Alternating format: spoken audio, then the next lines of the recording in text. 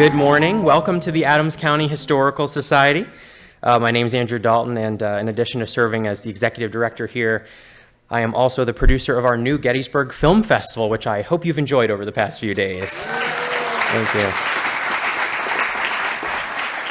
I could go on and on thanking people, but I want to mention just a few of our sponsors who, at the leadership level, who made this festival possible. Cliff Bream, who I think is here today. Is Cliff here? There he is. Cliff Bream and Julie St. John. Monica Oss and Jay Mackey. I'm not sure if they're here. There they are. Wonderful. And Elsie Morey. Is she here? Oh, there we go. Wonderful. And I could go on and on. We've had so many wonderful individuals involved, volunteers, donors, sponsors, our wonderful speakers. It's just been the weekend of a lifetime for me and for Gettysburg. And I'd like to also thank our moderator and introduce our moderator for today's discussion, Harold Holzer. This is his new book, Brought Forth on This Continent, which is available downstairs in our gift shop. It's about Abraham Lincoln. I like that Harold used probably the only line from the Gettysburg Address that hadn't already been made into a book title, as he has said. Brought Forth on This Continent, about Abraham Lincoln and American immigration. Harold, who I'm sure you remember from his visits, many visits to Gettysburg, is a leading authority on Abraham Lincoln and the winner of the 2015 Gilder Lehrman Lincoln Prize. Educated at the City University of New York, he served as the political campaign press secretary for Congresswoman Bella Abzug and Governor Mario Cuomo. He was a senior vice president at the Metropolitan Museum of Art, and he is a prolific writer and lecturer. He co-chaired the U.S. Abraham Lincoln Bicentennial Commission appointed by President Bill Clinton. President George Bush awarded Holzer the National Humanities Medal in 2008, and in 2013, Holzer wrote an essay on Lincoln for the official program at the re-inauguration of President Obama. He now serves as the director of the Roosevelt House Public Policy Institute at Hunter College, and is the author, co-author, or editor of more than 50 books. Pretty hard to imagine that Harold has time for anything else, having written 50 books. And now I know you've been waiting for this moment, probably a little too long. At least it's not as cold as it was a couple days ago. But I'd like to introduce our special guest for this morning's event. He is an Emmy-winning and Oscar-nominated actor known for his iconic performances on stage, screen, and television that have garnered critical acclaim over the course of his more than 60-year career. He is perhaps best known for his role as Jack McCoy, the district attorney in the long-running legal drama series Law & Order. He's also appeared in dozens of films, television shows, and stage productions, including The Great Gatsby, The Killing Fields, The Newsroom, and most recently, Grace and Frankie. Anybody here a fan of Grace and Frankie? That's right, okay. Well, you're going to really enjoy the show then this morning. He's also the voice of Abraham Lincoln in Ken Burns' PBS series, The Civil War, which we discussed on Friday night at length, in addition to several other theatrical and television productions.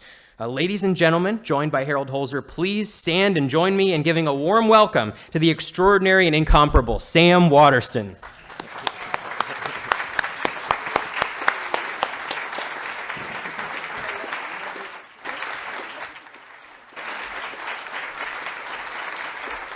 Either way.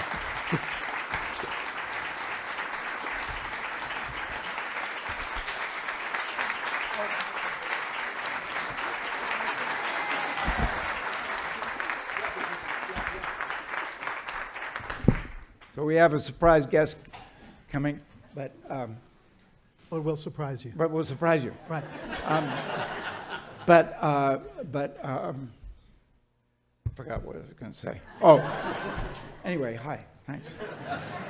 So, welcome, everyone. Sorry you had to stand so long. It's great to see everyone. It's great to be back in Gettysburg. Let's have a special round of applause for the boy wonder of Gettysburg, Andrew Dalton.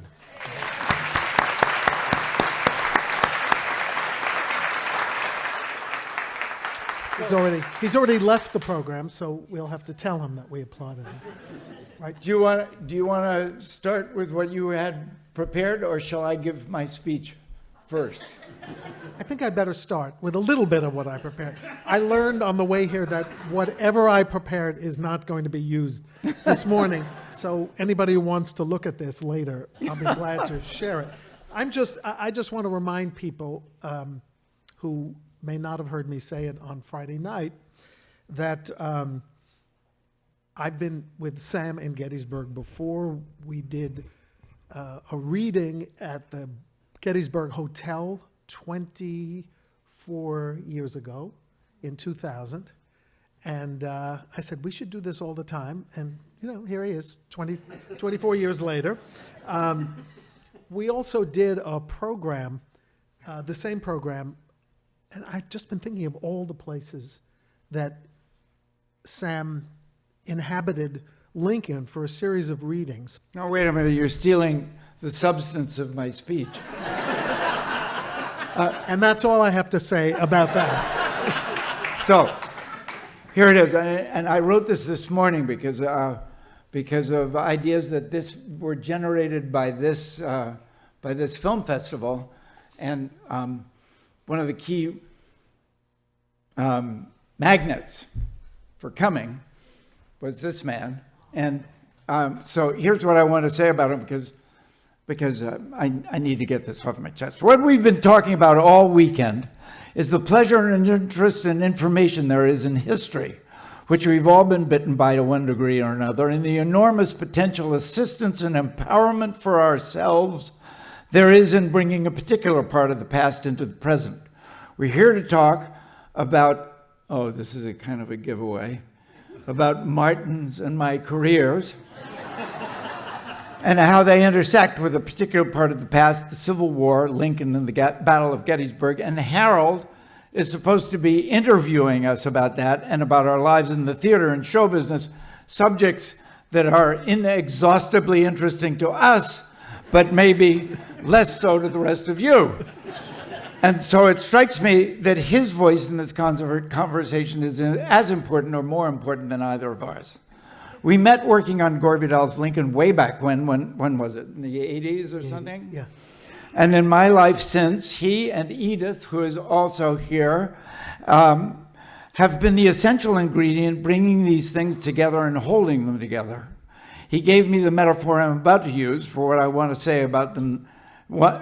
For what I want to say, he gave them to me, this metaphor to me last night, when he happened to mention that one of the reasons that Gettysburg became the place where the greatest clash of the war took place was because of the many roads and the railroad that all intersected here. In my experience, Edith and Harold, have been that intersection. By the intersection of their natures and characters, and by Harold's lifelong interest in labor in the fields of 19th century American history. He was there to keep the history honest when we were making Gore Vidal's Lincoln. It was his genius idea to project huge photographs of Lincoln's face on the screen between us, with me on one side to read a seminal speech of Lincoln's, and he on the other to read his own elegant and accurate placing of that speech in the context of the moment in which it was written and given. And it was he, wearing his other hat as a master of public relations, that arranged for it. He called the program Lincoln Seen and Heard, to be seen and heard at presidential libraries and in historic locations around the country, and finally connecting the past and the present in the loftiest possible way in the White House as America was about to go to war again in Iraq, in front of the president and his cabinet, and in the glittering company of the elite of Washington. If it didn't change the course of history, it wasn't for any lack of trying. And as Martin has been teaching me,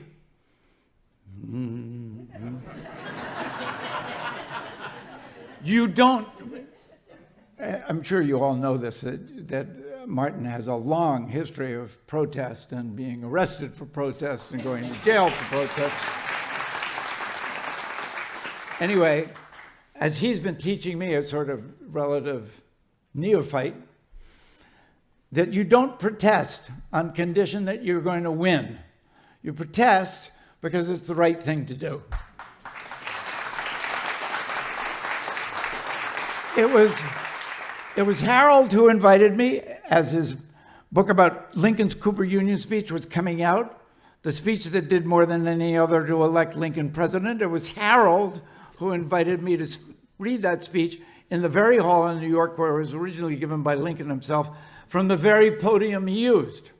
And it was he, with that same aforementioned genius for public relations, that got a crowd there that filled the hall after first forming a line to get in that went all around the Cooper Union building, which is right next door to Astor Place, the spot where, as far as I know, the only riot about who was the better of two Shakespearean actors ever took place in the whole history of the world, and which we're not going to repeat today. And it is around the corner from the Public Theater for where I first found out about Martin Sheen when I was rehearsing a play by Václav Havel in one room while he was rehearsing Hamlet, the Naked Hamlet, it was called, in another one. And it was Harold who first brought me to Gettysburg for a meeting of the Lincoln Forum. And Harold, who along with the gigantic magnetic attraction that Lincoln is in himself, transformed an actor's ambition to play a great part into what's become decades pondering what makes Lincoln Lincoln and how his example might apply to today. All this is a long way around to saying I think this should be a three-way conversation, not just an interview of two old veterans of stage and screen. We've got Harold with us. We ought to use him.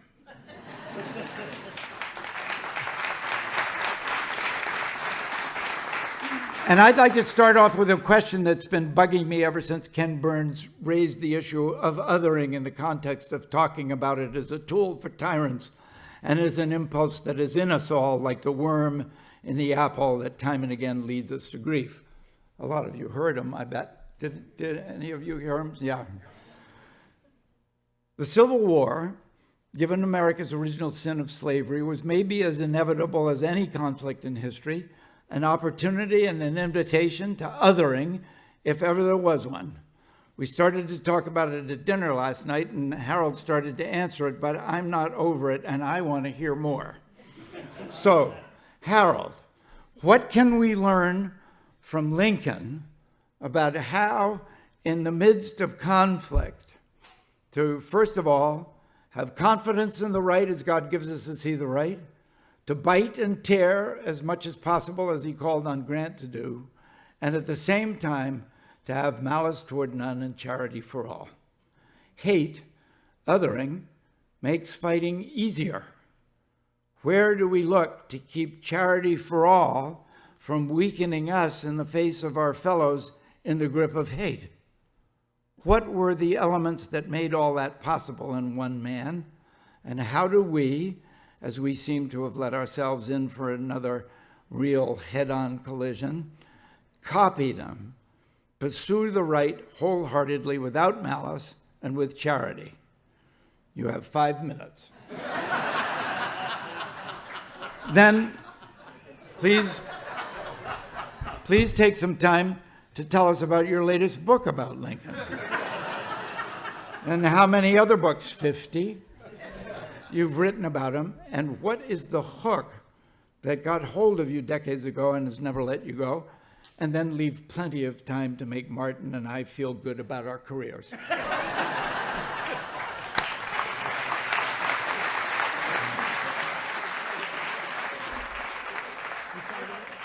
Go!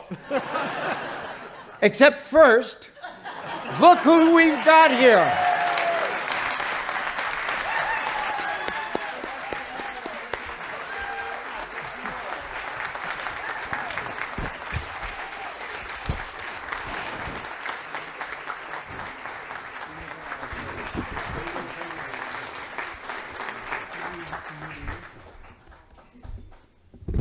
Whoop.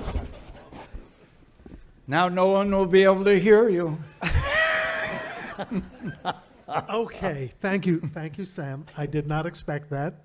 I didn't expect to be asked any questions. I don't know how I can do this in 5 or 20 minutes, but I'll do a little bit of it. How did I get hooked? So I was one of those people, and I suspect many of you had the same experience, who was inspired by a teacher, a public school teacher, who encouraged us to learn history by picking names out of a hat. I picked Abraham Lincoln, a folded piece of paper that had Lincoln's name, And the assignment was to go upstairs to our school library, choose a book, and write what was then called a composition. Those of you old enough to remember compositions, now we call them papers. A composition about Lincoln. I picked a book called The Lincoln Nobody Knows by the late Richard Nelson Current, and I was hooked. And if that wasn't enough, it was the moment of the Civil War centennial. And lots of my friends loved the idea of people dressing up and going to battle recreations. And at that moment, President Kennedy was just getting into the commission work, and apparently nothing had been done. He had from January until April for the government to organize the Fort Sumter 100th birthday. And he sent his commission to Charleston, and then the newspapers reported that all of the commissioners would be staying at Charleston's best hotel, except one black woman. She was going to have to stay at another hotel. And Kennedy ordered them all to stay at a military base together. And that just touched me and moved me. And there was a confluence of continuing the unfinished work and learning about the work of Lincoln. So that's how it started. What else did you ask? Oh, I remember. Oh, wait. I know, no. We were talking a lot about and as was Ken Burns, about the abrupt change in tone when Lincoln goes from, if every drop of blood drawn with a lash must be repaid by one drawn with a sword, the judgments of the Lord are true and righteous altogether, with malice toward none. And people say, how doesn't this shift reflect such a bifurcated personality, a man under whom 700,000 people or so had died, and yet the nation had been removed of its great hypocrisy, had been cleansed of its great hypocrisy.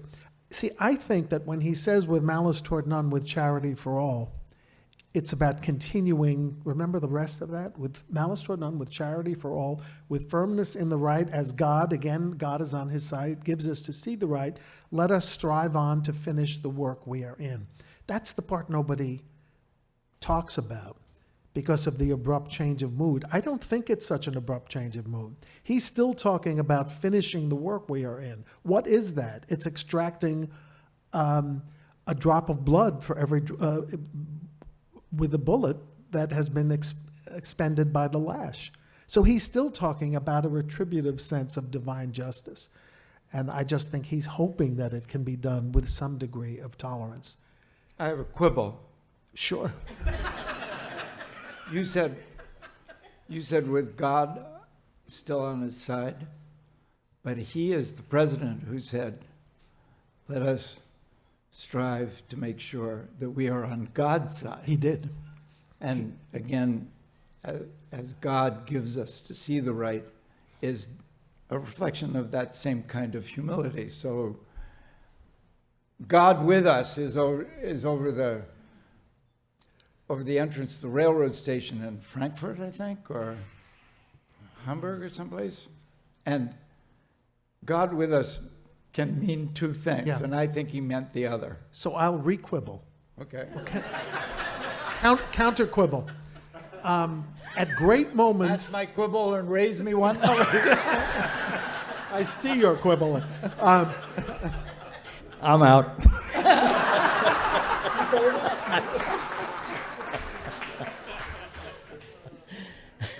Lincoln tells his cabinet he's going to issue an emancipation twice. July 1862, every member of the cabinet says you can't do this. It's extra legal. It's too soon. You're going to lose the off-year elections. People are going to think it's the last shriek on the retreat, as William Seward said, so he tables it. Goes back on September 22nd, 1862, after Antietam, and he doesn't say, guys, have you changed your mind? He says, while I wasn't talking about this, I made a pact with God that if Lee's army was driven out of Virginia, I would issue this proclamation. And the promise having been made by God, this matter is no longer under discussion.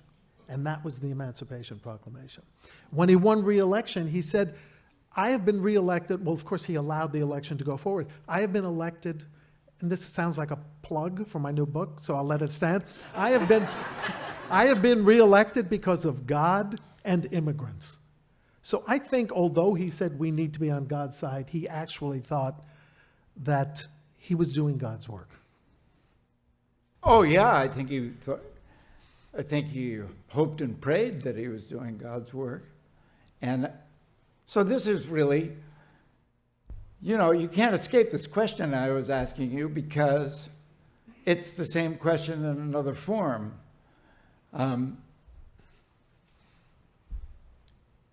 How do you pursue the right, and God gives you to see the right, and still understand your enemy who also thinks that they have, Right. that they're doing God's will? How do they remain wholly human to you, and while you still pursue the right as God gives you to see the right? And order the greatest amount of destruction that Yeah, has ever exactly. been wrought on any place. Exactly. Or how do you respond when you have prepared 40 questions and you find yourself being interviewed instead? That's also it's a major challenge. In Lincoln's first major speech when he was 29 years old, he talked about the threat of violence and the rise of despots within our country, suggesting that the great test of America would not come from without, but from within. Towering genius, he said, which was not a compliment, disdains a beaten path. It will come at us, and we must be ready, and we must be ready to beat it down. So I think for 25 years, there was an expectation by Lincoln that the time would come when whatever means would be necessary would have to be exacted to remove the great stain on the American experiment, the fact that it did not live up to its original promise that all men would be created equal. But on the other hand, as he said in that same With Malice Toward None speech, he began by saying all knew that slavery was the cause of the war. No one could have anticipated the duration of the war or the magnitude of the war, duration and magnitude. And that's where I think Lincoln begins to slip into dependence on a divine will, because he cannot absorb the decision-making responsibility that has led to such catastrophic results. Yeah. So the question remains, however, Yes? coming into the present day, where we're at, what is the expression? Yeah, but what is it? Hammer? Yeah, but hammer. What is it? Hammer and tongue? I don't know. I don't know. Whatever the expression is, you know what I mean. How do we take that kind of determination and that kind of humanity and live it out today? Lincoln would say, in the wake of any momentous election, and all of our elections now seem momentous, is to expect that everyone can participate, everyone can protect the democracy. He also said, this too shall pass, although he made it, he paraphrased that, although it was a difficult passage to be sure. He said, let us always have a sense of the ultimate justice of the people, as he reiterated so brilliantly at Gettysburg. So I think he would say, go through the tough moments of politics, and remember Lincoln allowed for hot political campaigning during a civil war. He could have shut it down. He shut down newspapers when they were recommending that enlistees not enlist, when the newspapers were recommending that the Confederacy be recognized, but he did not close newspapers who recommended that people vote for Democrats during campaign seasons. He thought that America could survive anything because of the franchise. And remember, in his last speech, he first proposed to extend the franchise to black men, the very intelligent and those who have fought in the army, which sounds terribly restrictive. It was the first time that any American president, had suggested that any black men could vote in a presidential election.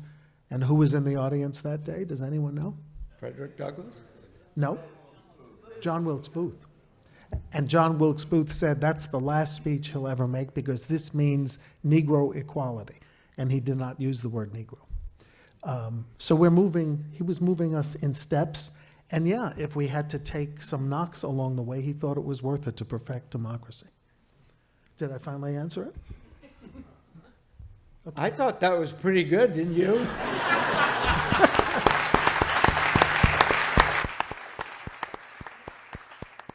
Okay, so enough about Me. you and history and stuff. Now let's talk about us. Can I ask? May I ask some questions now? Yeah. Okay. You have to ask the first question of Martin, though. I will. I would like to know. I was enjoying this. Each of you has played presidents and characters out of history. Eddie Slovic, or the father of a gay child who was murdered in the West. Or Oppenheimer. Or Oppenheimer. That's a character from history. What do you read? Where do you go? I mean, we're here in a setting that has such enormous power. When you were playing Kennedy, when you were ready to play Lincoln or Oppenheimer, what kind of research did you do in terms of reading or visiting sites that might inspire you? What?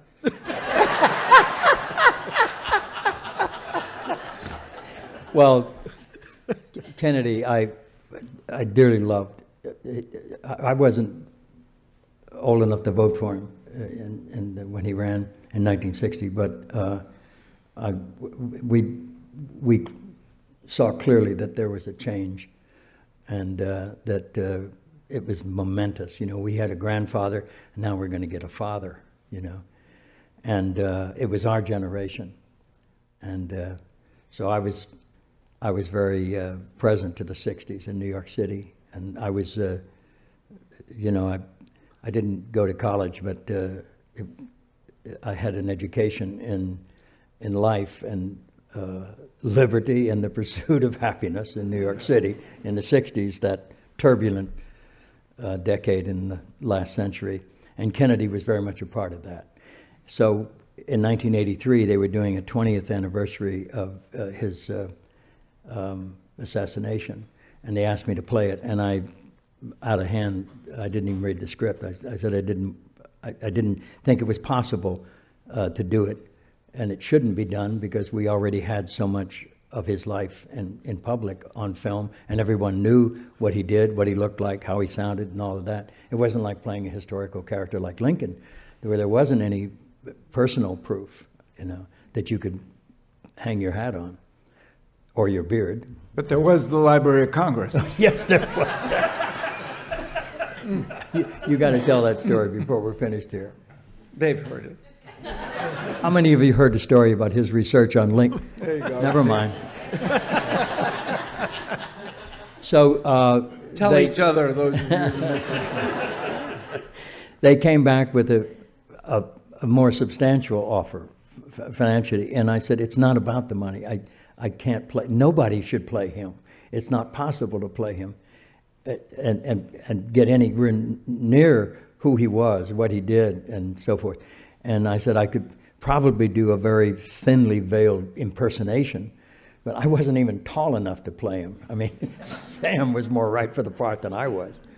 And so I didn't want to do it. And they came back a third time. I finally read the script, and I thought, maybe it'll work. Maybe it was a two-part miniseries, and I think it aired in '83. And I said no again, the final, and I said, I just cannot do it. And my wife said, hang on a minute. It's true. She said, maybe it's not a bad idea for you to play him because you loved him. And if by doing so you prevent someone from playing him who did not love him, it might make a difference. and that's why I did it. Yeah. Did you read? Thank God for wives.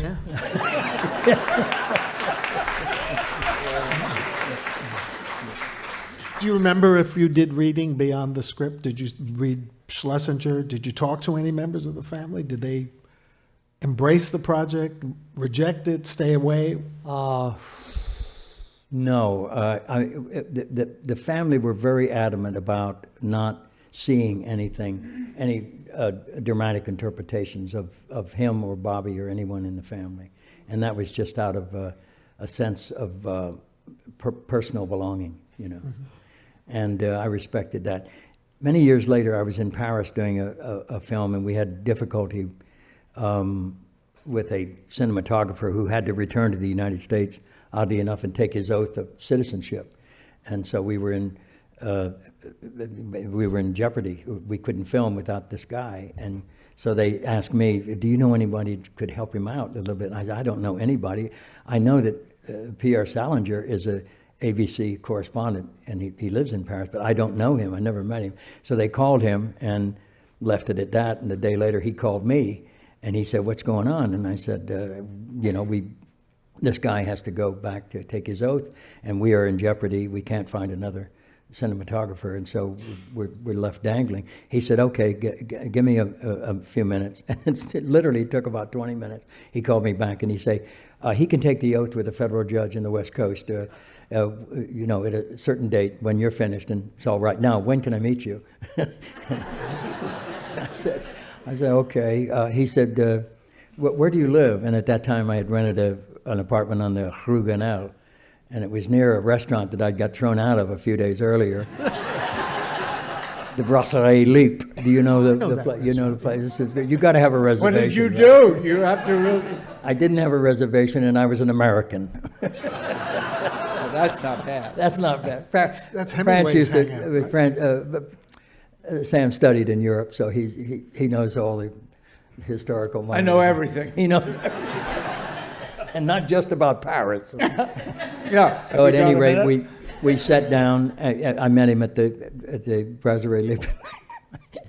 The maitre d', who had thrown me out a few days earlier, when I arrived, he said, over here. And he sat me down, and a few minutes later, Pierre Salinger came in. And he said to me that he knew that I had played Bobby and Jack, and he said, forgive me, I'm not able to watch any dramatizations of them. We knew them and loved them too well to have any other opinion, frankly. He said it was too painful, and so I appreciated that. And so I played it, how do you know when you're on the mark or not? I never felt I was on the mark. I was the most uncomfortable. At one scene that I recall, I had a break. Is this taking too long? No, it's best. I mean, do you think? I was hoping you'd say, way too long. Thank you so much. End of story. No, finish. Finish, you gotta finish. We were filming in New York for all the Oval Office stuff that they had in the studio up on, I think where you filmed, up on the Upper West Side on the Hudson, yeah. Mm-hmm. And then I had a few weeks off, and I went home to Los Angeles, and I was visiting a friend, and he had a book on a coffee table, and it was Elaine de Kooning, and she was the wife of the very famous Willem de Kooning painter. She was less known, but frankly, she was a much better painter. And so I started leafing through the book, and I saw these extraordinary drawings and paintings and watercolors of John Kennedy. And so I'd never seen him. I never heard anyone that ever knew that she'd sketched him or painted him or knew him or anything.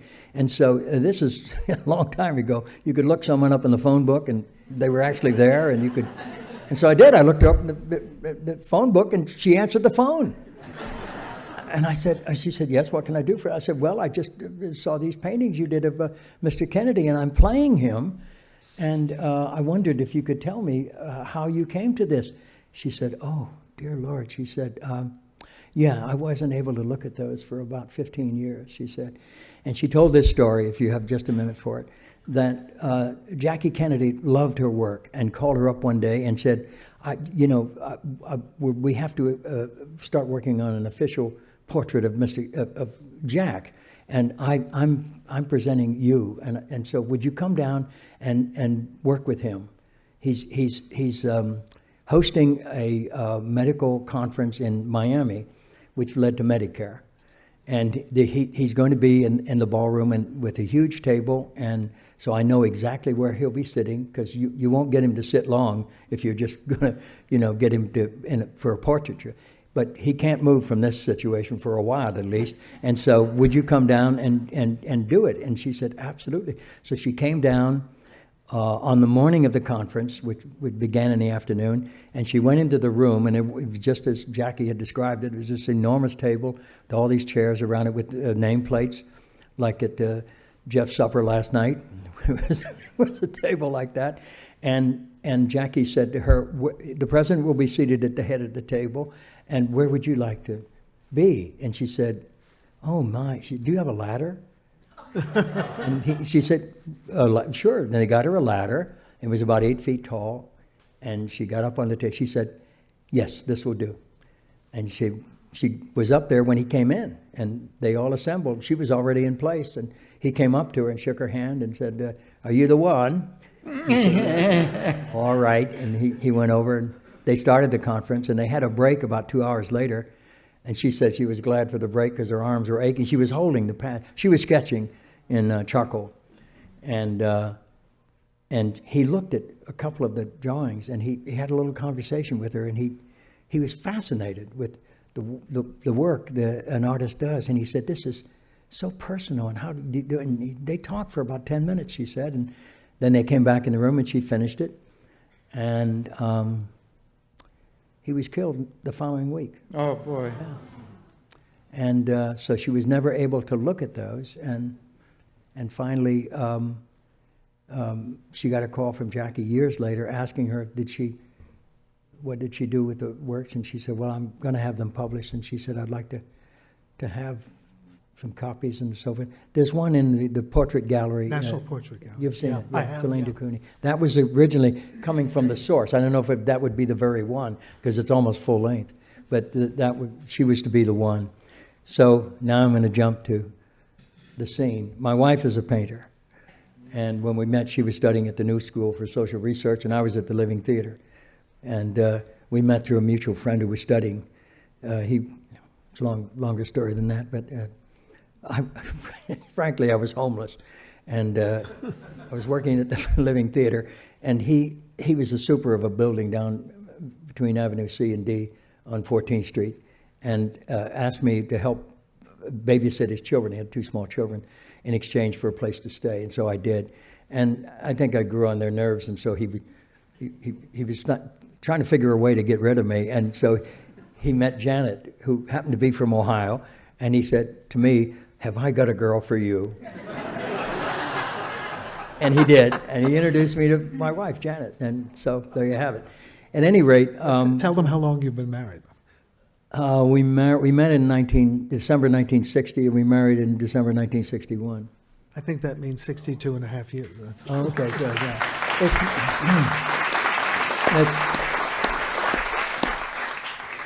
It has nothing to do with me.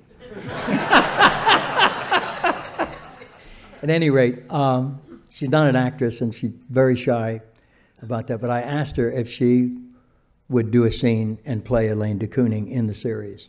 She agreed to do it if she didn't have to talk. And so the scene is in when they're organizing the cabinet. Bobby and I are discussing something, and she's allowed in, and Jackie comes in and says, this is Miss de Kooning, and so forth. And Janet played her, and I did an actual drawing of me during the scene. And so we said hello in the scene, and I pretended I never knew her before and asked her some questions, which she couldn't look at me. She kept looking at the thing like she couldn't be bothered, you know.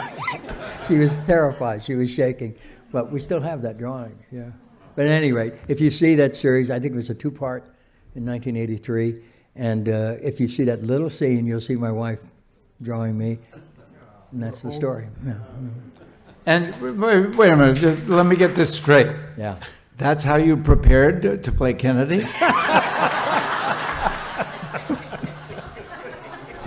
Forgot the question.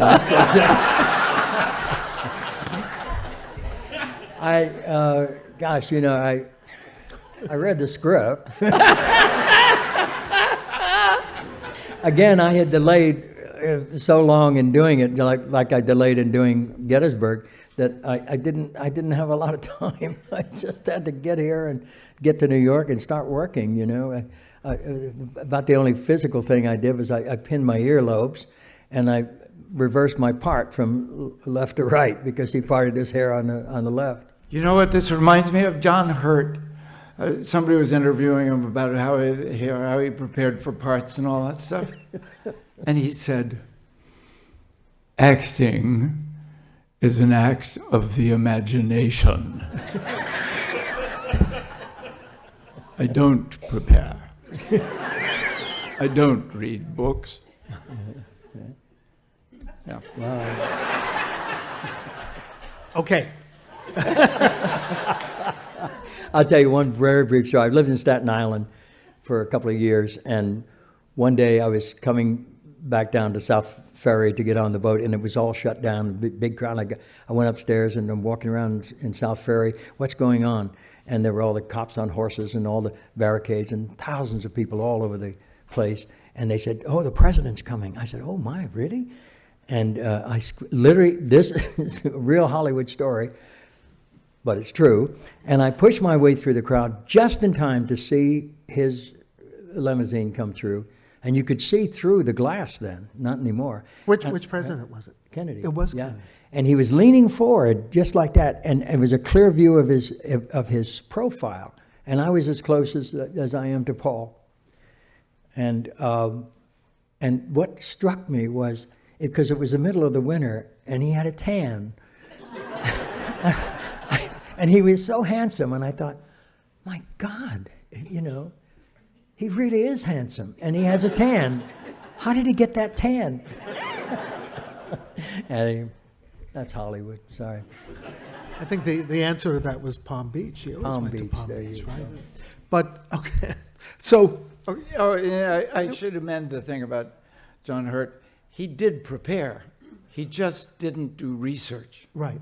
Oh, yeah, okay. So you mentioned Oppenheimer. Let's talk about that, because the new Oppenheimer is very much in the news. But you didn't have the benefit of Kai Bird's 1,000-page biography, from which the recent film was adapted. How did you get to Oppenheimer? Because it was a great miniseries. We remember it very well. You won't remember her name, and I can't remember it either. It was like Peggy, or I've forgotten her name. The author? No. I did this for the BBC. Right.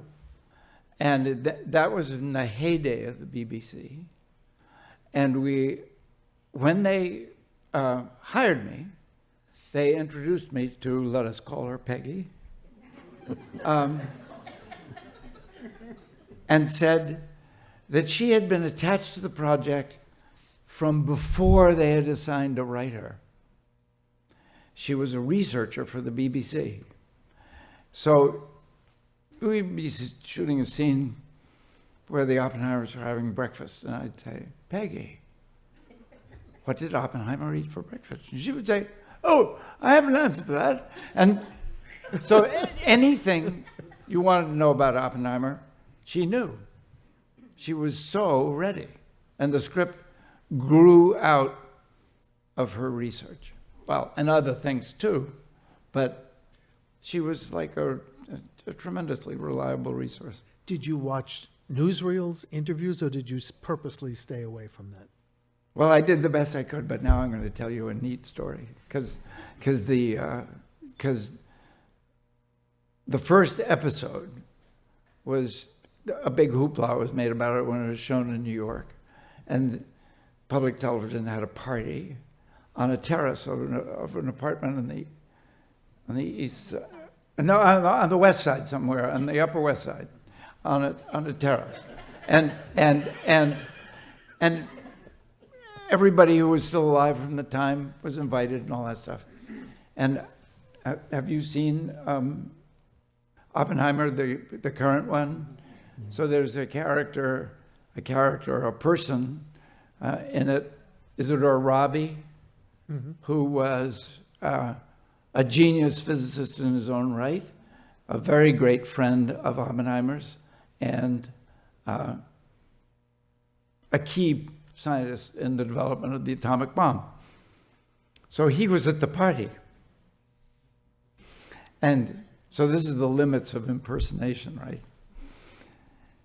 He comes over to me and he says, "Hi, I'm Isidore Rabi." I say, "Oh my God, it's you." And he says, "That was interesting."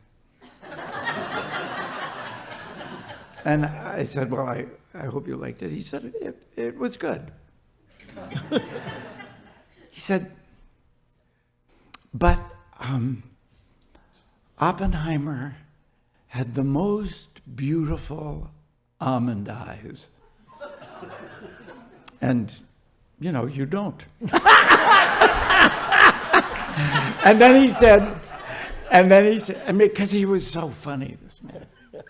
He's the man who, in the Gray Board hearings, said, when they were trying to humiliate Oppenheimer, said, he's given you the atomic bomb, the hydrogen bomb, and a whole armada of weaponry and scientific innovations and all that stuff. What do you want, mermaids? Anyway, he said the other thing is that, and he pointed to all the people scattered around on the terrace, big terrace, everybody in little clumps everywhere. He said, "If I were me and you were Oppenheimer, all these people would be right around us, because he was the biggest magnet in any room that you could ever hope to meet." But that was too late, because I'd already recorded the thing. And otherwise, I would have turned on the charisma,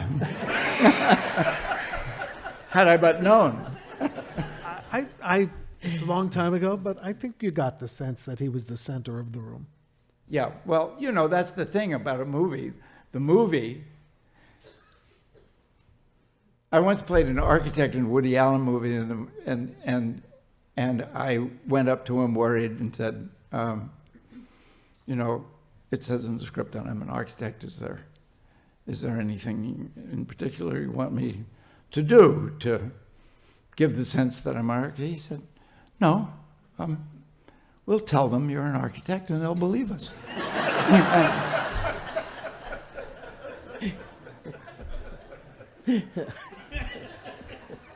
So you played a tragic victim of history, Private Slovik. I'm not going to ask you what you read, because I'm afraid of the answer, but you had to assume a kind of not a victimhood, but a toughness about principle, which is part of your DNA anyway. Was it all script? Did you speak to relatives? I'm very into hearing if any of these living people influenced you. Yeah, a bit. He was from Detroit, and there were still a lot of relatives alive then. And the book, it came from William Bradford Huey, a book about it, and it was largely unknown that this young recruit, I mean, he was drafted. He shouldn't have been, because he was married and his wife was pregnant, and he was a bit too old for the. And it was not until 1944 that he was drafted, and so he ended up at D-Day on the second wave or third wave, I'm not sure. And he just had basically what happened to most of us in battle. He had a nervous breakdown, and he didn't desert. He just took another position. He went into the cook's mess and just started washing dishes and serving food, and they forgot where he was, and he kind of laid low for a while, and then they discovered who he was and ordered him back to his unit. And his unit had been in the Battle of the Bulge, and so there was a lot of resentment that he was not there when the fighting was happening. And what happened to him, it happened to an awful lot of soldiers. It just wasn't well-known incident. So he was tried by a military court-martial and sentenced to death. There was another guy sentenced with him who was waiting with him. They shared a barracks, and when Slovic was killed, Eisenhower pardoned the other guy. It was such a destruction of morale, and none of the soldiers wanted to have anything to do with it. There was only one bullet, so the rest were blanks in the firing squad. No one knew who fired the shot. I think you'd know if you were firing a blank to a bullet, so somebody did know that they had the shot, but everyone never spoke about it. You couldn't get anyone to, I think they named a few of the firing squad, but no one wanted to be associated with it. And the other guy said that he'd wished it was him because he had such a miserable life afterwards. He was just a marked man. And so Huey's book was, pretty clear about what happened and why, and it strengthened my my work against the death penalty. I've been involved. It had a very profound effect on me. And I got to teach people the Hail Mary. None of you saw the execution. I was saying the rosary during the execution. Yeah. There was no historical evidence that he did it, but I knew he was a Catholic, so he wouldn't mind. Worth seeing. Look for it on YouTube or wherever one finds it now. It's really worth seeing.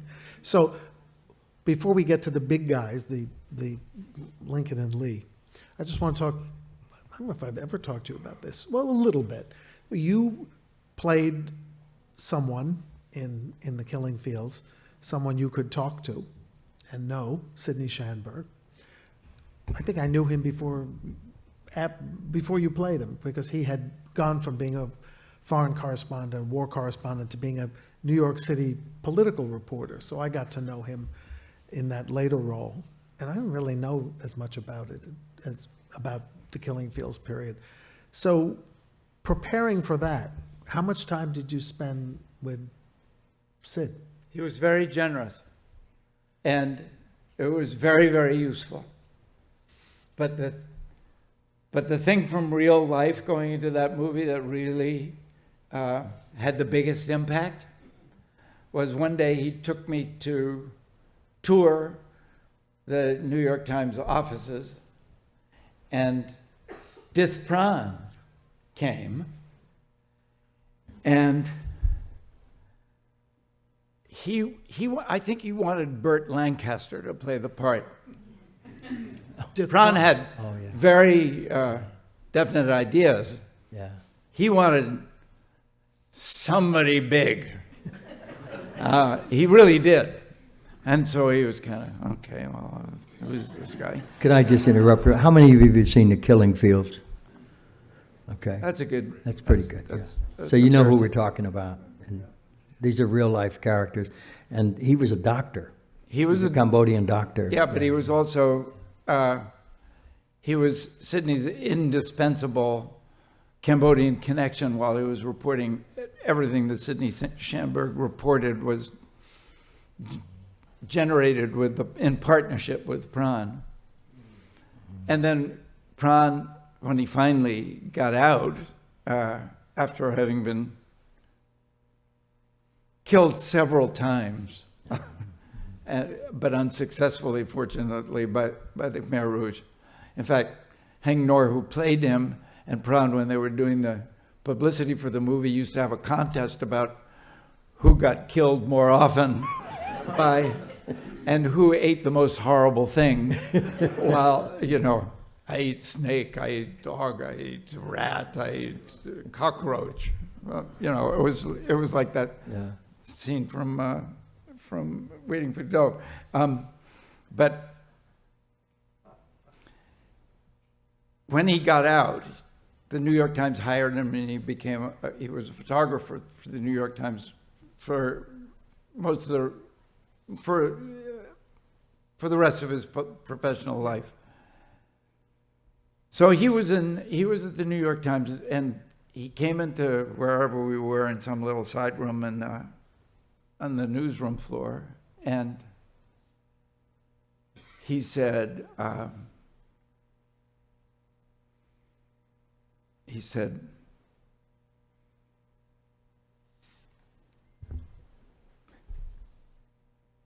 Sidney he was like trying to implant something in me. Sidney was very strong here. And he gave me a big fist in the chest. And it sticks with you.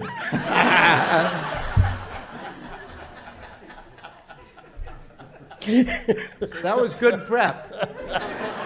He was, he once came to the Metropolitan Museum to photograph an event.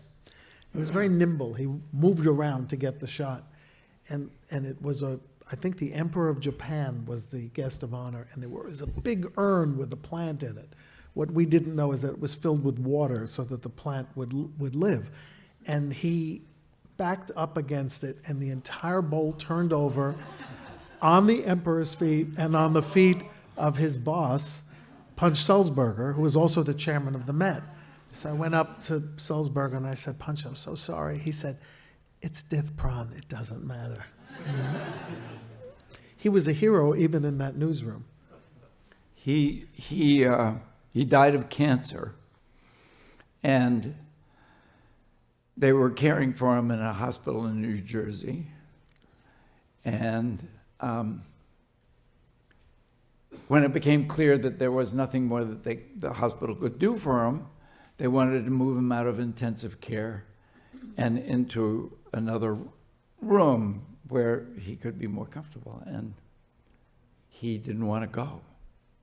And so Sidney and I went to see him, and the nurse who took us into his, not room, a curtain, a cubicle, said, we tried to get him to move, but he didn't want to.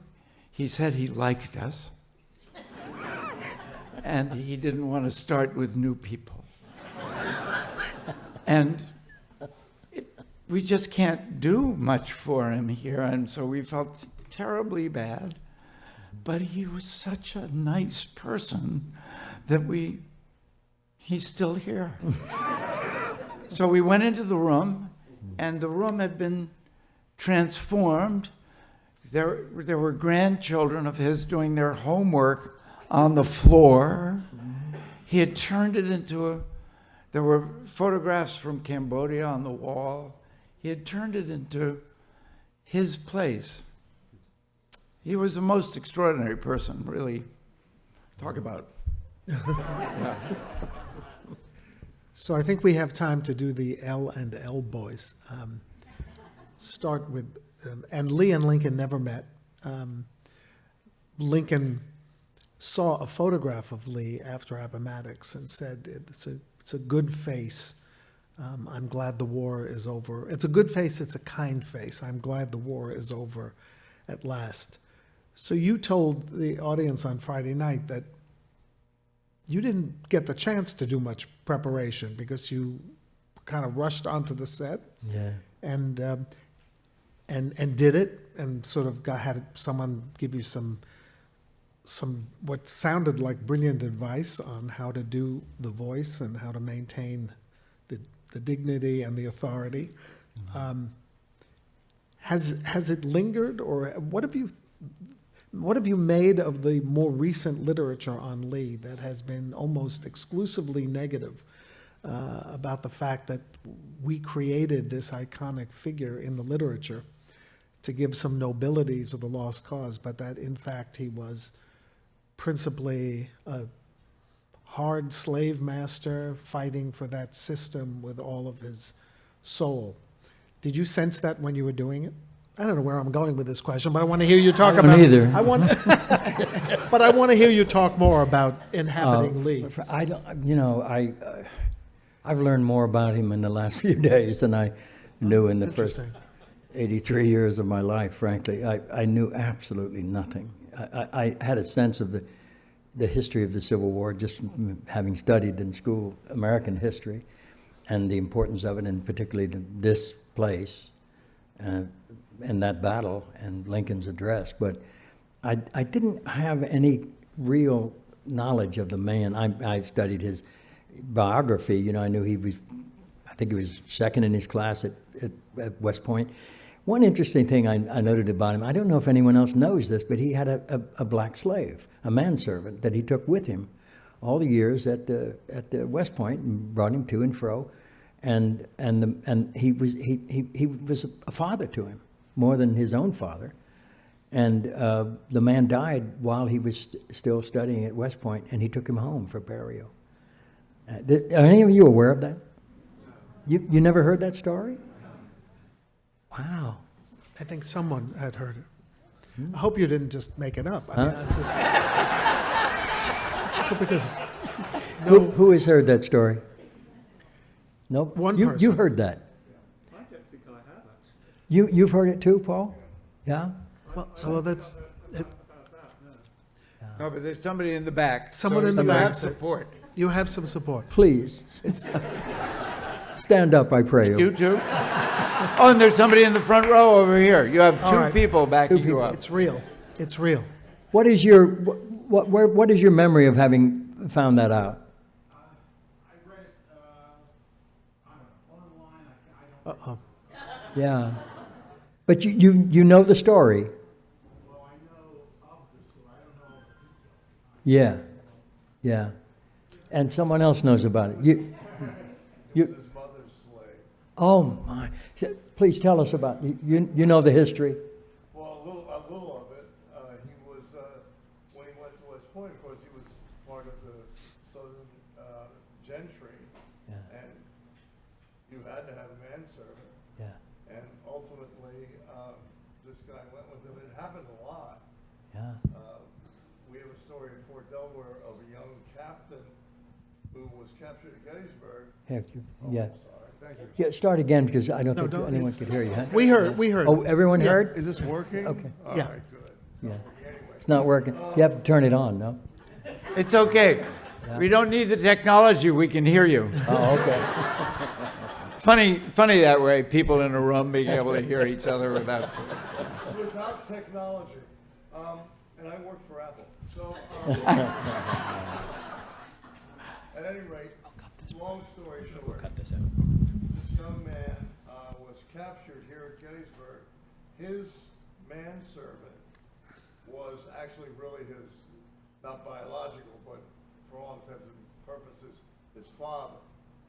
When they got to Fort Delaware, it was 1863, and the father, the slave was free, and wound up having a position at Fort Delaware as a blacksmith. And one of the more poignant pieces in this is that the young captain, whose name was Patrick Hightower, passed away from smallpox on a prison camp at Fort Delaware. And the Union garrison commander, his name was Alvin Sheff, he was a friend of Lincoln's, had to tell their new blacksmith that his surrogate son and his master had passed away. And imagine the conflict that he had to go through to live that. And that happened a lot. Yeah. It's Okay. It's complicated. I mean, if you think about it, whenever Julia Grant visited her husband on campaign, up until September or so of 1863, she brought an enslaved person to camp. And there were those who thought that the commanding general of the Union Western armies maybe shouldn't have a slave working for his wife when she visited. So these are Yeah. these are all very complicated stories. So most of those people who did not know about our surprise guest were hoping you'd talk a bit about preparing for Lincoln. Almost everyone has heard the Library of Congress story, but there cannot be a more daunting character to take on than Lincoln. I'm interested in knowing who came to you with the idea and how did you respond initially? Who came to me with the idea? Was it the director? It must have been, that must have been the source, but I think my agent probably came to me with the, I didn't audition. You didn't test. Somebody offered me the part. And guess what I said? Yes! What would you say? It's such a stupendous part, such a stupendous human to have a chance to spend time with. I don't think I ever thought, oh, can I do this? I just thought, let me at it. And what I said in that paean to you earlier today, about at first just thinking, what a great part for an actor. And then I've had this experience before. I thought the same thing when they said they were going to let me play Prince Hal in Henry IV, Part 1, Part 2. I thought, what a great part for an actor. And then the part starts to assert itself on you, right? Yes. And then you are just profoundly hooked. And with Lincoln, because it speaks to every decade that you lived through and all that stuff, it just gets richer and richer. And then you were there. I was so lucky that I was sent by the New York Times to write about whether it was possible in adapting a teleplay from a novel, which may or may not have been based exclusively on fact, because Gore Vidal was an imaginative novelist.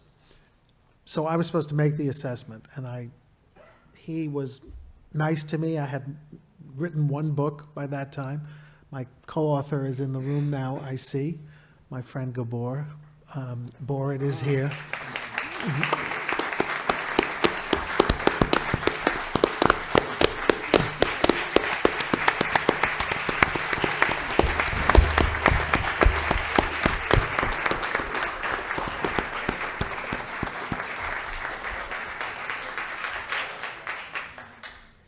And I was going to meet Sam Waterston, but more important than that, I was going to meet Mary Tyler Moore. I just have to tell you, that was, she was not nice to me. The rest is history. She was suspicious of me. But did you do reading before? Did you read anything but the script and Vidal? Because there was a lot of controversy about his book. There were exchanges in the New York Review of Books, not because people disliked his interpretation, but because he kept saying it was absolute fact based on David Donald and no one could question it. Well, I don't know much about any of that, but I do know the story that his original idea was to write a miniseries. Mm-hmm. I have the script. Yeah? The original script that he did before the novel and before the adaptation. So anyway, the story that I was told was that he went to ABC to try to sell the script, and they said, I don't know, 19th century, probably not for us, period pieces don't sell. And Gore Vidal, in telling the story, said that he had said to them, there is nothing in the whole history of America with Lincoln's name on it that has not sold well. And they said, yeah, well, so, sorry, it's not for us. And so he said, okay, I'm going to write this as a book. The book is going to be a bestseller, and it's going to cost you 5 times more to buy the rights to the book than it would have cost you to take this script. And that's what he did. And it was a #1 bestseller. Yeah. Did he sell it to the same network? Yes. Smart. Yeah.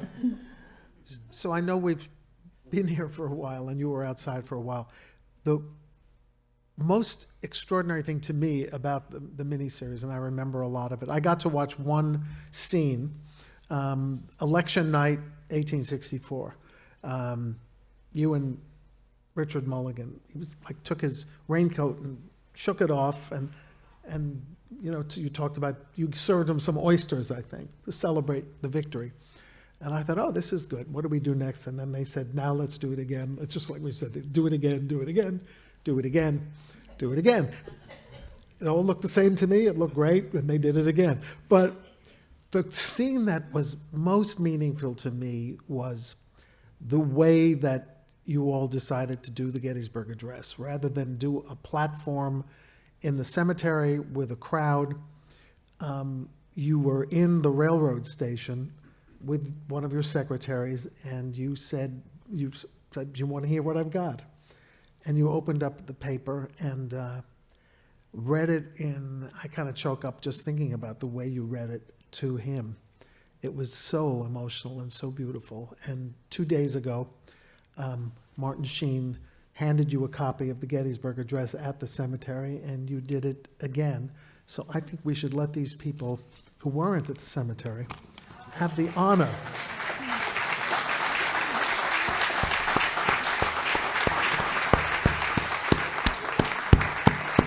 You know, It's your own nobody, fault. yeah.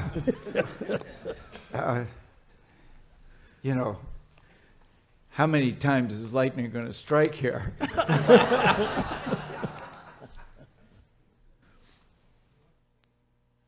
Fourscore-and-7 years ago, our fathers brought forth on this continent a new nation, conceived in liberty and dedicated to the proposition that all men are created equal.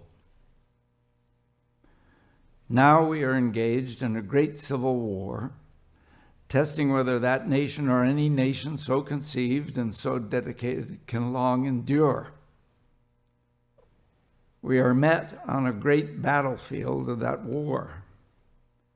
We have come to dedicate a portion of that field as a final resting place for those who here gave their lives that that nation might live. It is altogether fitting and proper that we should do this. But in a larger sense, we cannot dedicate, we cannot consecrate, we cannot hallow this ground. The brave men, living and dead, who struggled here, have consecrated it far above our poor power to add or detract. The world will little note, nor long remember what we say here, but it can never forget what they did here. It is for us, the living, rather to be here dedicated to the unfinished work which they who fought here have thus far so nobly advanced. It is rather for us to be here dedicated to the great task remaining before us, that from these honored dead we take increased devotion to that cause for which they gave the last full measure of devotion, that we here highly resolve that these dead shall not have died in vain, that this nation, under God, shall have a new birth of freedom, and the government of the people, by the people, for the people, shall not perish from the earth.